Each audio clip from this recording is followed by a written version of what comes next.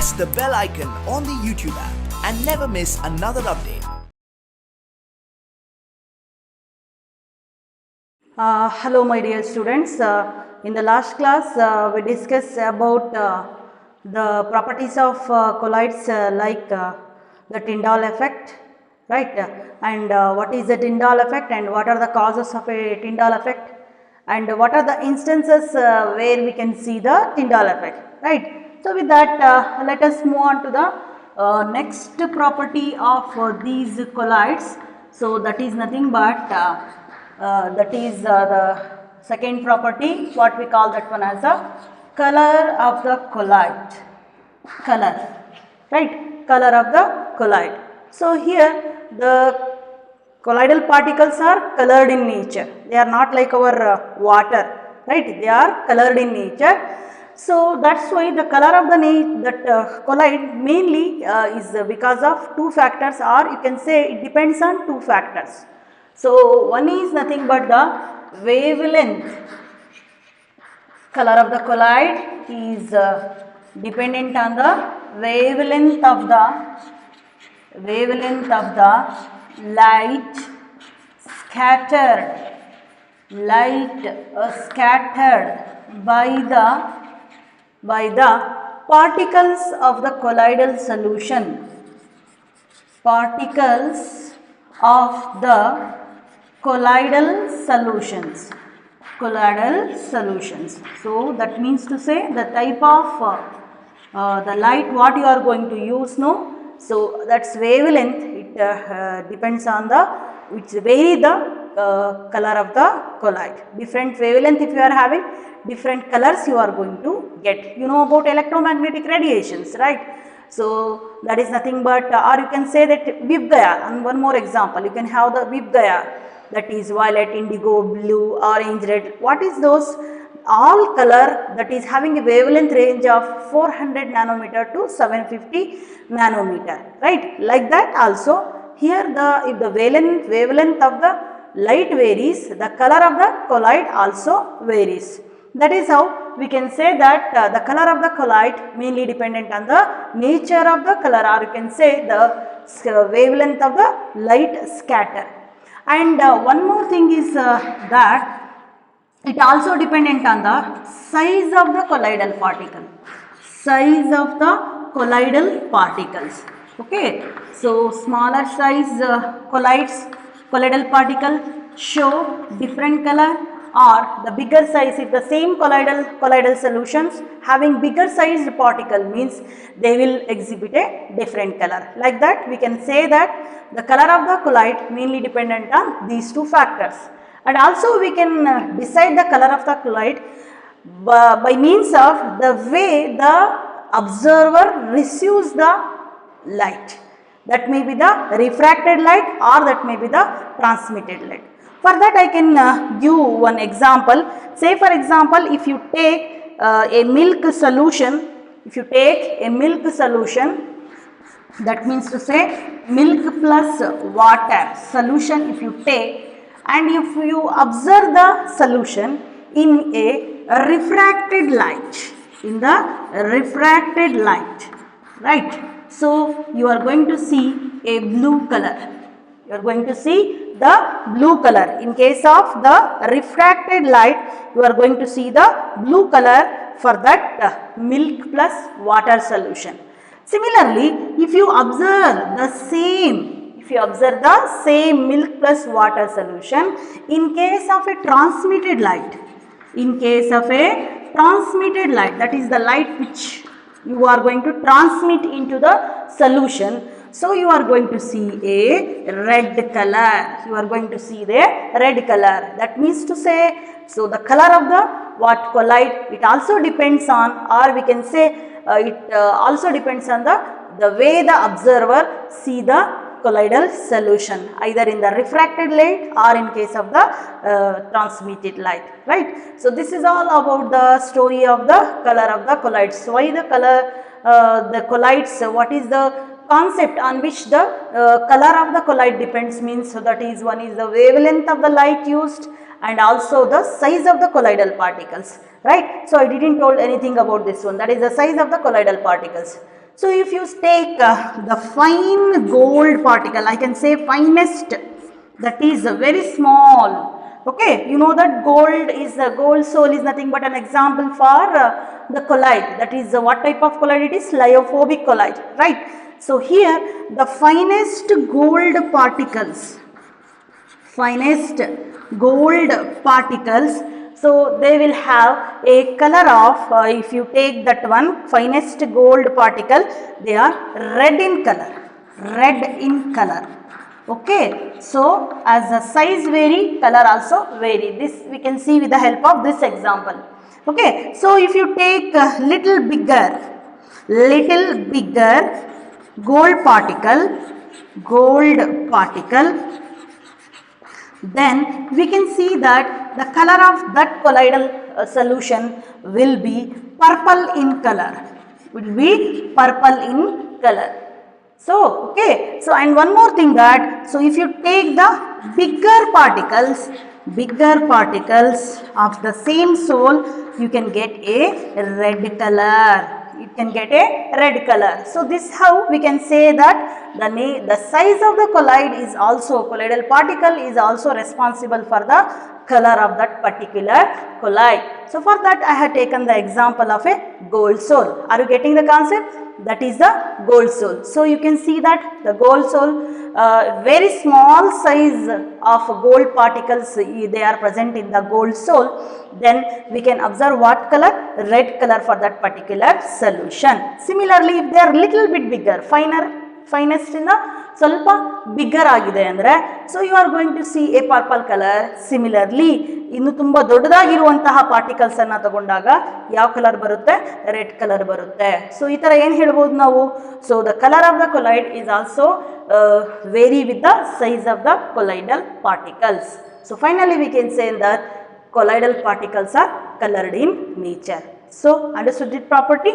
So let us move on to the next property of the colloids. So that is nothing but the Brownian movement, very important for your board exam, and you have to learn about the what are the factors on which the color of the colloid depend also. Okay, so it is I think third property, that is called as Brownian movement. Okay, so this is nothing but I think you have seen. So if you take some pollen grains, okay, pollen grains, and if you drop into the water, they will move in a they will dance. Simply I can say they will dance in the water solution, right? So what is that? So they will move inside the water solution in a random movement, in a random fashion. How they are going to move? They are going to move in a random fashion, right? So or we can say that abrupt movement anta, or you can say the zigzag movement we are going to see for the colloidal particles in the colloidal solution. So that movement of the just I have given one example. Whatever it may be the colloid, no, if you observe through the ultra microscope, you can see that the colloidal particles will not keep quiet. If they keep quiet, that is not a colloid, that will become a precipitate. Colloidal particles means there should be a movement. So that movement is how? That movement is random, or we can say that one as a zigzag. Okay, zigzag movement of colloidal particles in the colloidal solution,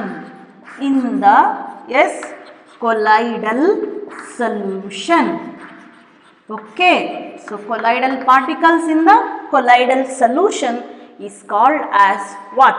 We call that one as a Brownian movement. So this Brownian movement was named so because it was discovered by one scientist, he was a botanist I think, that is Robert Brown, who was a botanist while he was studying about the pollen grains by using what he observed through the ultra microscope that there was a zigzag movement of the colloidal particles in the colloidal solution. Okay, so he called that moment as a Brownian moment. Okay, so now if I why this Brownian moment happen, or what is the cause for this Brownian moment, if you take, that is unbalanced. So what is the cause for this type of movement? So see, the colloidal particles are not moving in a straight line. Okay, so they are moving in a zigzag fashion. What is the cause for that zigzag fashion or the zigzag movement? ಯಾಕೆ ಅದು straight ಲೈನಲ್ಲಿ ಅಥವಾ ಬೇರೆ ಯಾವುದೋ ಥರ ಏನಾಗ್ತಿಲ್ಲ, move ಆಗ್ತಾ ಇಲ್ಲ ಕಲೋಯ್ಡಲ್ ಸೊಲ್ಯೂಷನಲ್ಲಿ ಅಂತ ಹೇಳಿದ್ರೆ, ಸೊ ಅದಕ್ಕೆ ಕಾರಣ ಏನಾಗಿರುತ್ತೆ? So uneven, that is mainly because of uneven, or you can say unbalanced, I can use better word, unbalanced bombardment, or you can say collision ಅಂತ ಬೇಕಾದರೂ ಹೇಳ್ಬೋದು. ಅರ್ಥ ಆಗ್ತಿದೆಯಾ? So uneven or unbalanced bombardment of the colloidal particles by the dispersion, that is nothing but the medium. Okay, so there was a unbalanced bombardment of the particles of the dispersion medium. Okay, so unbalanced bombardment of the I already written, sorry, unbalanced bombardment of the particles of the yes, colloidal solution, or you can say that one as a dispersion medium. It is the particles of the dispersion medium which unbalancedly collide with each other, that results in the what? Zigzag movement of the colloidal particles in the colloidal solution. Is that clear? Here there is a role of particles of the dispersion medium, not the dispersed phase. Particles of the dispersion medium undergo unbalance, or you can say uneven bombardment. That's why that results in a zigzag movement of the colloidal particles in the colloidal solution. Right? So understood this one. So and again this Brownian movement, it does not depend on the nature of the particles. It does not depend on the nature of the particle. Okay, so it do not depends on the nature of the particles. Whether they are in the solid state, whether they are in the liquid state. So it doesn't depend on that. So it depends on. So it does not depend on the nature of the particles, but it depends on what we can say, two factor, but it depends on, you can say that one as one out of that reason here is the size of the colloidal particles,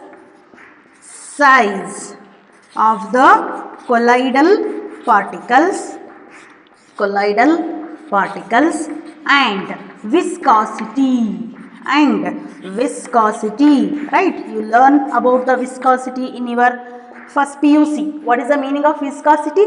That is the resistant for the flow of substances. Resistant for the flow of liquid is called as the viscosity. Right? You know about honey, or you can know about the glycerin.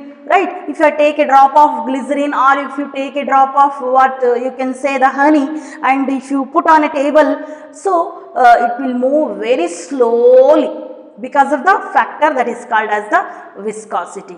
That is the resistance for the flow of a liquid, we can say. So, but if you take a water drop and if you drop, it will move very fast compared to the honey as well as the glycerol. Why? Because the viscosity of water is lesser than those two liquids. Understood? So like that, so here if you take this colloidal solution, and then so if you take this Brownian moment, it doesn't depends on the nature of the particle, but it depends on the size of the colloidal particles and the viscosity. Let us see how it vary with the size and the viscosity of the colloidal particles. So here, as the size decreases, viscosity decreases, viscosity decreases, Brownian movement will be fast. Brownian, okay, or you can say more will be the Brownian movement. More will be Brownian movement. Let me write it clearly. So,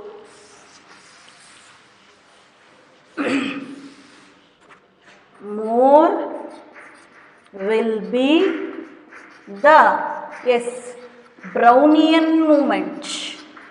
Brownian, yes, movement. This is the factor. What we can say here. More will be the Brownian movement. That means to say, smaller the size, lesser the viscosity, more will be the Brownian movement. More will be the movement of the colloidal particles in the colloidal solution. So that is how what is the cause for the Brownian movement and what are the factors which influences the Brownian movement. That is what we can say. One more, or if you diagrammatically if you represent this one, no, so it will be like this. Uneven bombardment. Okay, uneven bombardment of the particles of the dispersion phase is called as the dispersion phase with the dispersion medium is called as the Brownian movement. This is how you can represent that Brownian movement. If you take just a that is a pollen grain solution, no, pollen grain if you add to a particular suitable solvent and if you observe through the microscope, no, you are clearly going to see the movement of the particles. Or you simply you know about this one, Tyndall effect, you see, no. So when a what to say, a ray of light comes through a open slit in the homes and all, so you are going to see the dust particles will be in a movement in that particular scattered light, right. So those dust particles movement, if you observe, you can understand what is the Brownian movement. They also will be in a random movement, or you can say the movement will be in a random pattern, right. So likewise if you discuss one more important property of these colloids, that is nothing but the charge of the colloid. What is the next property? So charge of the colloids. So that is very, very important property. So we are going to discuss that property of colloid in detail. So what is that property? Charge of colloids. Charge of colloids. Charge of colloids. Charge of colloids. So here we can say that these colloids are charged in nature, especially the lyophobic colloids, because while telling the differences, I already told about the lyophilic colloids. They are what we say, they are stable and they are not having any charge, right. So but if you take these lyophobic colloids, no, they are charged,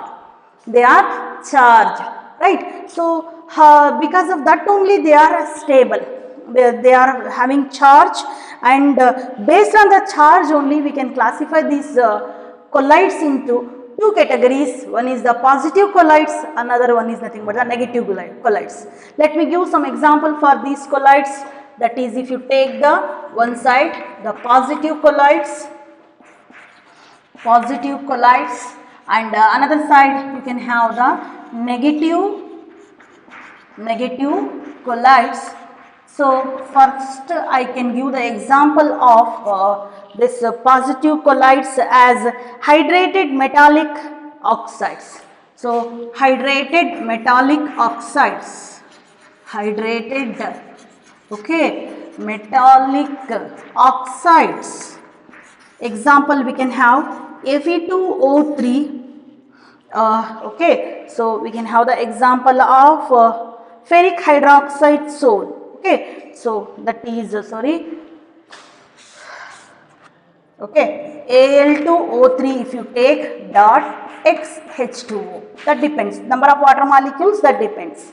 Okay, so again you can have the example of that is chromium oxide, H2O. So these are the examples for some of the examples for this positive colloids. Likewise we can have potassium oxide also, that is K2O3 XH2O. These are all the some of the example for the positive colloids. They are hydrated metallic oxide, hydrated metallic oxides. So you can have the example of ferric hydroxide sol also. That is also an example for this positive colloid, FeOH thrice XH2. Oh, that is also an example for what type of colloid? Positive colloid. Okay, so if you go for this negative colloids, you can have the example of some of the metals, metallic colloids, metals like you can have gold, okay, what is the symbol? Au, silver, okay, sulfur, sulfur sol, aita. So all these are example, etc. are example for what? Your negative colloids, because they possess negative charge. How they possess negative or positive, that we are going to prove with the help of an experiment, that we are going to discuss later on. Okay, so here again you can have the example for this one, that is your positive basic dye stuff.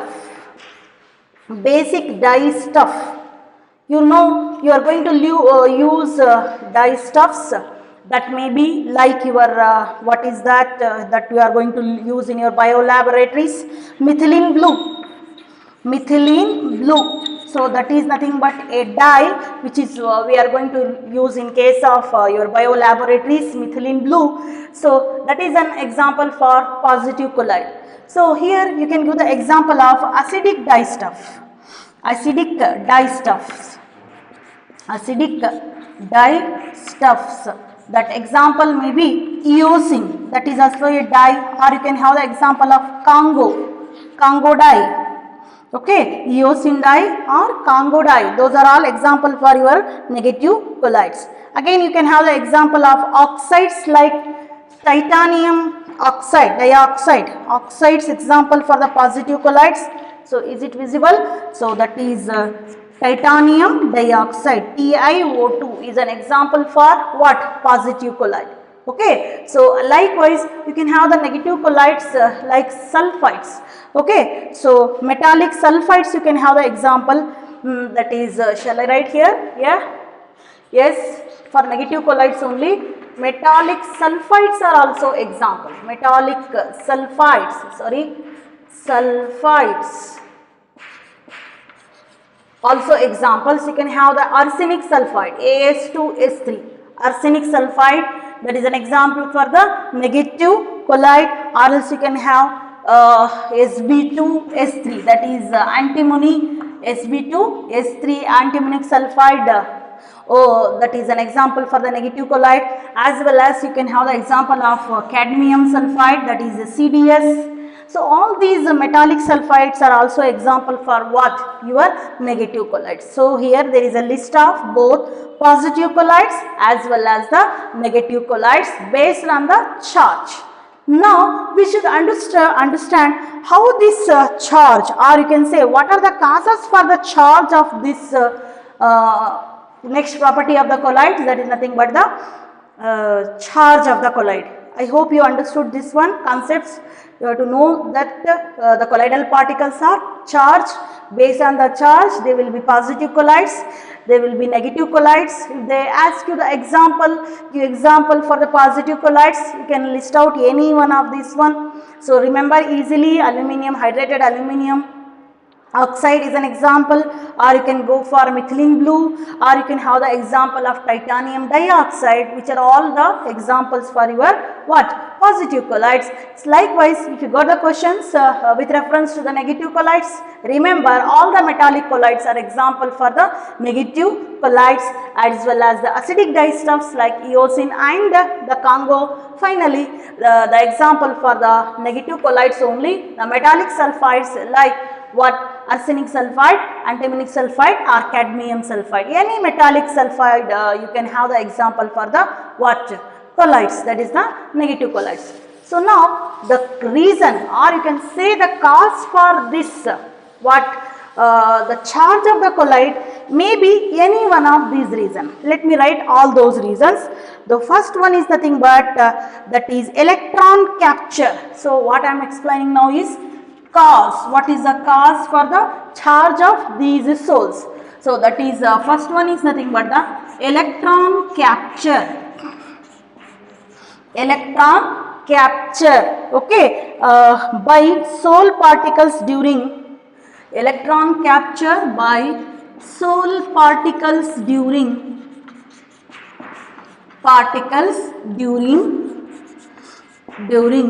electrodispersion,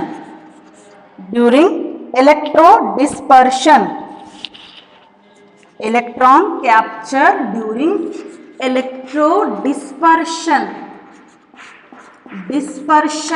method. So you know that is one of the method which is used in the preparation of the colloids. Okay, that is one of the method during the preparation of the colloids. So during that, if the Soul particle capture the electron, you know that the electrons will be negatively charged, the Soul will get a negative charge, like that. It may be the reason, I am not telling this is perfect reason, or else you can have one more example, or you can say cause, preferential adsorption of ions. It may be the reason, it may be the one more reason, preferential adsorption of ions, or due to the formation of electrical double layer, due to the formation of electrical double layer, electrical double layer.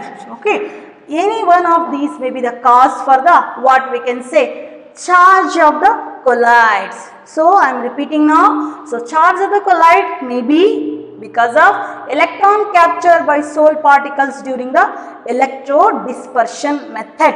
Okay, or else preferential adsorption. Preferential means anyone, that may be in the solution there may be positive ions, there may be negative ions also. Out of those, so the preferential ions will be get adsorbed. So depending upon that adsorb ions, we can say the charge of that colloid. Or else due to the formation of what electrical double layer, it may be the cause for the charge of the colloidal solutions. Now, out of these three, this was the most acceptable reason for the charge of the colloid. So, that is called as preferential adsorption of ions. So, let us discuss this one in detail. What is the meaning of preferential adsorption of ions? Okay, so here if you take the preferential adsorption, so we can see that most acceptable reason is for the charge of the colloid is nothing but preferential. Let me write from this one, preferential adsorption of ions. Preferential adsorption of ions is the most acceptable reason for the charge of the colloid. Okay, so here what happens now in case of this one, there is a preferential adsorption of ions from the solution. So, the ions which are having, the ions means that should be a common ion. That means to say the ion which is already present in case of the colloidal solution, that ion should be there in the solution. That ion will be preferentially adsorbed. That may be the positively charged, that may be the negatively charged. So, then the whole solution of the colloid will get a charge. Okay, so that you can understand with the help of this example. If you are preparing the ferric hydroxide sole you are preparing, how you are going to prepare? So this can be prepared by heating or reacting this ferric chloride solution with warm water. So you are going to get what? Hydrated ferric hydroxide sole. Hydrated ferric hydroxide sole. So what is our formula? FeOH thrice XH2O. Right. So once this sole is formed,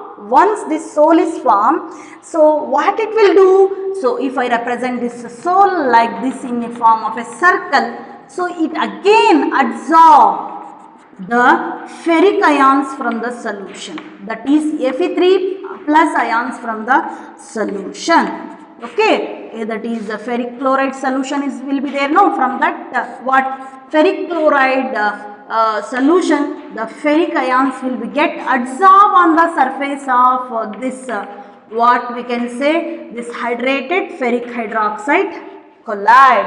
So totally what charge it is having? A positive charge, because it is preferentially absorbing the positive ion. Which is that positive ion? Fe3 plus ion.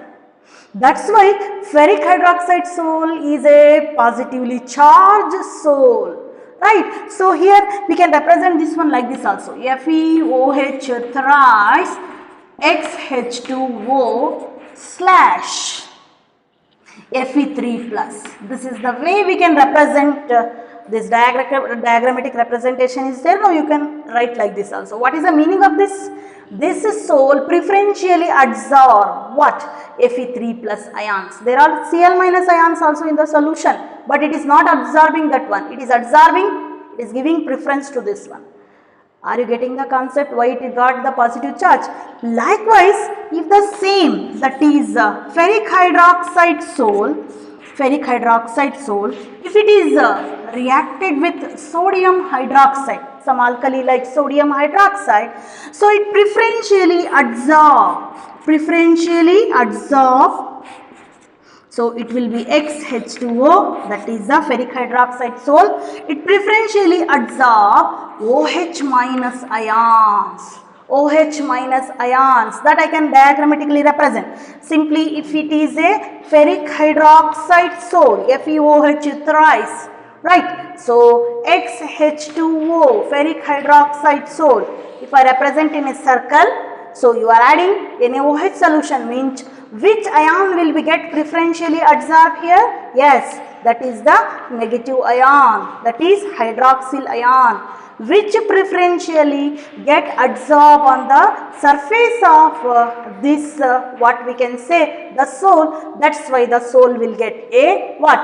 A negative charge. When this will get a positive charge, when this will get a negative charge. So if it preferentially absorb Fe3 plus ion, it will get a what? A positive sol. It is you. It depends on you. What type of sol you want? Whether you want a positive sol or you want a negative sol. That depends. If you add the ferric chloride solution to the warm water, it preferentially absorb Fe3 plus ion. Right? If you add to NaOH to that one, you are going to get a negative sol, because there is a preferential absorption of negative ions there. Yes, is that clear? So likewise we can classify that we can say the reason, or else you can have one more example. One more good example is there. Let me discuss that one also. If you take the silver chloride, right, or silver nitrate. Okay, if you take silver nitrate solution and you add to potassium iodide in excess. Okay, so what solution you are taking? Silver nitrate, AgNO3 solution. To this solution, or this solution is added to potassium iodide, that is taken in excess. Potassium iodide is taken in excess. Remember this one. Potassium iodide is taken in excess. Then what happens? The sol form will be silver iodide.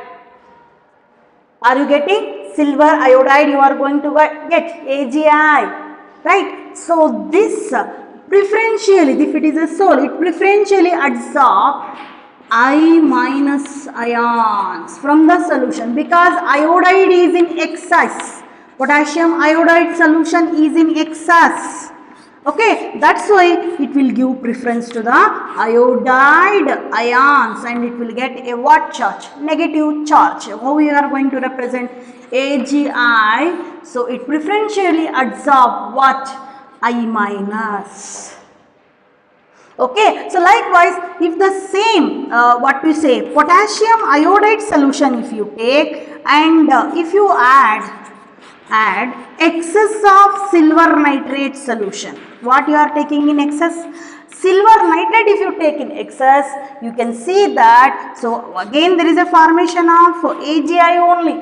There is a formation of AgI only, but there is a preferential absorption of Ag plus. Preferential adsorption of Ag plus, that is nothing but the silver ion. Ag plus you are going to get on the surface of this one. How you are going to represent that one? Agi bar Ag plus. So what the charge? Yes, tell me. In charge it will get a positive charge because it is absorbing what ion? Positive ions. More number of positive ions it is absorbing means it should get a positive charge. So that's why. So Agi bar I minus mean you should understood this is a negative soul, this is a positive soul where there is a preferential adsorption of iodine, preferential adsorption of silver ion, Ag plus ion. Okay, so the story is not over here. Why? Because, so the ion adsorbed on the surface of this one, that is I minus, it will attract this counter ion. Which is the counter ion of this I minus? So from where you got this I minus? It is from potassium iodide, right? K plus plus I minus you got. So it will attract the counter ion towards itself. Thereby there is a formation of a plus. There is a formation of plus. Already the colloid has been formed. Right. So again this counter ion, what it will do? It will attract its counter ion, that is nothing but the K plus ion, all over K plus ion. So what happens here now? Likewise, in case of this one, which is the counter ion for this one, it will absorb its nitrite ion. So that is nothing but NO3, nitrate ion, NO3 minus. Right. So there is a formation of electrical double layer here. There is a formation of electrical double layer on the surface of that colloidal solution. We call thus that electrical double layer as, so here there is a what we can say electrical double layer, simply we can say that one. So there is a it is called as what? Electrical double layer.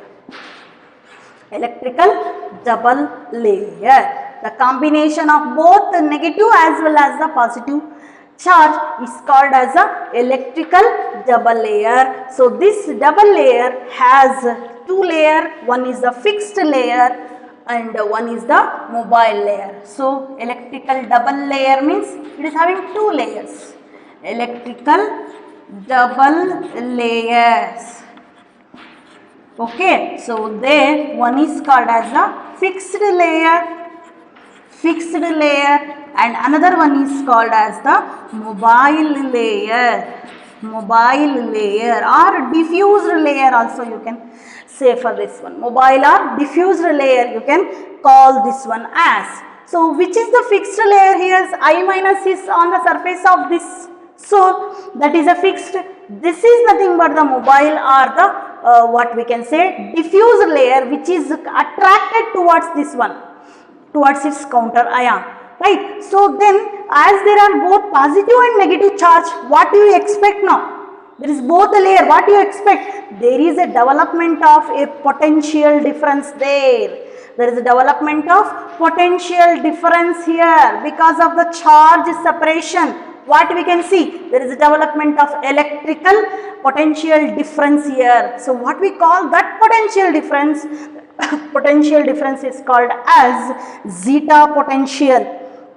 So what we call that one as zeta potential or electrokinetic potential it is also called as. So we call that potential difference developed during this between this electrical double layer is called as zeta potential. Zeta potential. ಗೊತ್ತಾಗ್ತಾ ಇದೆಯಾ? So ಈಗ ಇಲ್ಲಿ both negative as well as positive charges ಇರೋದ್ರಿಂದ ಅಲ್ಲೊಂದು current develop ಆಗುತ್ತೆ, potential difference create ಆಗುತ್ತೆ. Okay, so ಆ potential difference ಅನ್ನ ಏನಂತ ಕರೀತಾ ಇದ್ದಾರೆ? ಝೀಟಾ ಪೊಟೆನ್ಷಿಯಲ್ ಅಂತ ಹೇಳ್ಬಿಟ್ಟು ಕರೀತಾರೆ, RS. So it is potential R it is also called as electrokinetic potential. Electrokinetic potential. Zeta potential or it is also called as electrokinetic potential. Are you getting the concept? Is that clear? About the charge, I repeat here simply. So the charge preferential adsorption ions means, so there is a preferential adsorption of ions from the solution. It may be positive or it may be the negative. right? So if you take the example of silver iodide, if it is added to the what excess of potassium iodide solution, there is a preferential adsorption of iodide ions which call its counter ion. Again there is a development of both negative as well as the positive layers. So one layer is nothing but the fixed layer and another layer is the mobile layer, right? So these two layers are together called as electrical double layer. Combination of the fixed and the mobile layer around the colloidal solution is called as what? Electrical double layer. And the potential difference developed between these two layers is called as what? Zeta potential, or it is also called as electrokinetic potential. The potential difference developed between the electrical double layers is called as what? Zeta potential or electrokinetic potential. I understood this one? Yes. Let us move on to the next concept, that is nothing but how to prove the presence of charge in case of a colloidal solution. So now I hope you understood how this preferential adsorption is responsible for the charge of the colloid. So this is the best reason. So now, so that can be the charge of the colloids can be proven by help of a process called as electrophoresis. Electrophoresis. So that is a movement, or you can say the charge of the colloidal particles can be known by a method called as the electrophoresis. Okay, so this is one method. This is one method to know the charge of colloids. The charge of colloids. Right. So here there is a movement of colloidal particles. So just we are going to use one device for this purpose, where there is a U-shape tube. Into that, so we are going to take the colloidal solution. We don't know the charge of that colloidal solution. Some colloidal solution we are going to take, that is having the both the components, that is the dispersion medium as well as the dispersion phase, right? So here we are going to take a reservoir to add this colloidal solution. Okay, so from the top you are going to add the colloidal solution, okay, into this one, and there will be a outlet here, or you can say a tap, stopcock. So stopcock here. Okay, so this is again this end or one of the limb of this U-shaped tube is having a electrode, that is say for example, if you take this one as cathode and one more will be the anode. Okay, so here it is connected to the battery. So it is say if I take this one as a positive, means it is anode, and if I take this one as negative, means that it will be cathode. Two electrodes I have taken. So here we are adding the colloidal solution. Then inside this there will be water that acts as a dispersion medium. Water, it acts as dispersion medium, that I can represent as DM. Okay, let me take some other colors in order to differentiate. Again, say here there will be colloidal particles that I am going to represent like this. So this is the arrow which is showing the movement on passing the electric current. Arrow showing the movement of the colloidal particles towards the what we can say opposite electrodes. Okay, so and they will get deposited here. Colloidal particles will get deposited with on any of one of the what we can say the electrode. That depend on the charge of the what? The colloid, right? So here this is nothing but the experimental setup in case of electrophoresis, where we are going to prove that colloidal particles are charged. So what is the definition for this electrophoresis? If you take out definition for this electrophoresis, the movement of colloidal particles. So the movement of colloidal particles,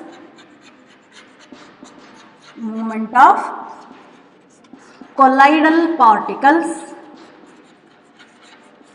movement of colloidal particles either towards anode, either towards anode or towards cathode, or towards the cathode in the applied electric field, in the applied electric field is called as what? Electrophoresis. This is one of the method to know, to understand the charge of the colloid, or you can say to prove the charge of the colloid, or colloidal particles are charged. So what is the what happens here? The movement of the colloidal particles either towards the anode or towards the cathode when an electric current is applied through the solution. That you are going to see this one. Okay, so here when the electric arc is struck between these two electrodes, the colloidal solution particles start to move. In this diagram what I have written on the board, so you can see that, so the colloidal particles are moving towards what? Cathode. What is the meaning of that? So if they are positively charged, then only they can move towards the cathode. If they are negatively charged, means what? Where they are go? They will move towards the anode. You know the basic principle of this electrolysis, right? So there what happens to them? They will get discharged. Their charge will get discharged, and the colloidal particles will get deposited on that particular electrode. This is what happens in case of this electrophoresis. From this what you confirm or what you say that these colloidal solution what we have taken in the experiment, they are positively charged. They are positively charged. Why? Because the colloidal particles are deposited on the cathode, not on the anode. They are deposited on the cathode as they are having the positive charge, right? They will get discharged and deposited on this surface of this electrode. So here in case of electrophoresis, there is a movement of colloidal particles, that is the particles of the dispersive phase but not the dispersion medium. So there is a movement of only the what we can say the movement of colloidal particles, that is the dispersed phase particles but not the dispersion medium particles. So but we can do the second one also. We can move, or we can say if you stop the movement of dispersed phase movement, if you stop in electrophoresis, there is a movement of dispersed phase. Movement is stopped. If dispersed phase movement is stopped, then the particles of dispersion medium start to move. Dispersion medium start to move. Okay, so we call that movement as electroosmosis. What do you call for that one? Electroosmosis. There is a movement of that solution, that is a medium, that may be water or any other thing, that is in case of a solid or liquid or gas, that depends on the type of colloid you have taken, right? So here electroosmosis means there is a movement of particles of the dispersion medium, not the particles of the dispersed phase, right? So dispersed phase particle will move in case of where? So in case of electrophoresis. What happens in case of electroosmosis? There is a movement of particles of the dispersion medium. When the movement of colloidal particles is prevented, when you prevent the movement of the particles of the colloidal phase, or you can say the dispersed phase, then only there is a movement of the particles of the dispersion medium. So what do you call for that phenomenon? That is called as electroosmosis. Totally what we can say, the colloidal particles are charged, that can be understood with the help of a process, with the help of a method that is called as electrophoresis, where there is a movement of colloidal particles towards the opposite electrodes under the influence of an electric current. I hope you understood this experiment, that is all about the charge of the colloidal particles. Okay, so that is one more property we discuss with reference to this one. So we are having one more property of these colloids, that is nothing but the coagulation, or you can say the precipitation, or you can say the flocculation of colloids. So that we are going to discuss in the next class, and we left with that coagulation or precipitation. Along with that, what are the factors responsible for that coagulation or precipitation, and finally we are having one rule, very important, Hardy-Schulze rule, and we are having the what we can say, I think prevention of this lyophobic colloids. Finally we are having the applications that need one more hour, thereby we can complete the chapter surface chemistry. Okay, I hope understood. Let us continue in the next class. Thank you.